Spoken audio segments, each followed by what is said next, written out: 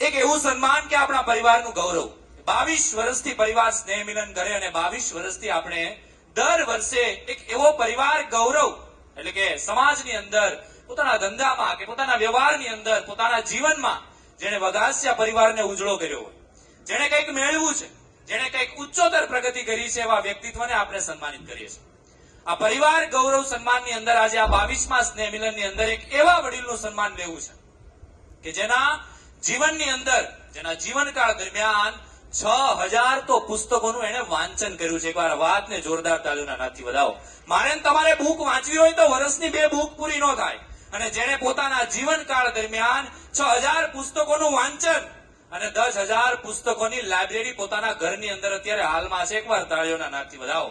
આટલું જ નહીં, ગુજરાત સરકારનો ગવર્મેન્ટનો પણ એવોર્ડ જેમને પ્રાપ્ત કર્યો છે એવા વડીલ ઉકાભાઈ વઘાસિયા આંબાવડને એકવાર જોરદાર તાળીઓના નાદથી વધાવો.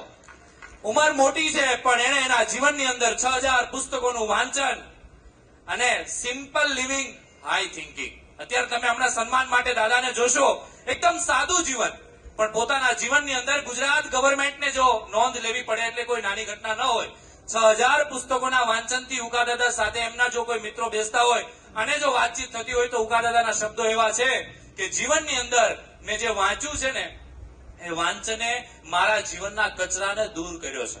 એટલે કે ખૂબ સારા સદવિચારો અને હાઈ થિંકિંગ સુધી જો મને પહોંચાડ્યો હોય તો એ મારા પુસ્તકોએ છે. અને 6000 પુસ્તકોનું વાંચન જેણે કર્યું છે એવા આજના 22મા સ્નેહ મિલનની અંદર ઉકાદાદાનું સન્માન કરવું છે. ત્યારે જોરદાર તાળીઓના નાદથી વધાવો અને વિનંતી કરીશ ઉકાદાદાને કે આપ સ્ટેજના મધ્યની અંદર આવશો ને આપને સન્માનિત કરવા છે.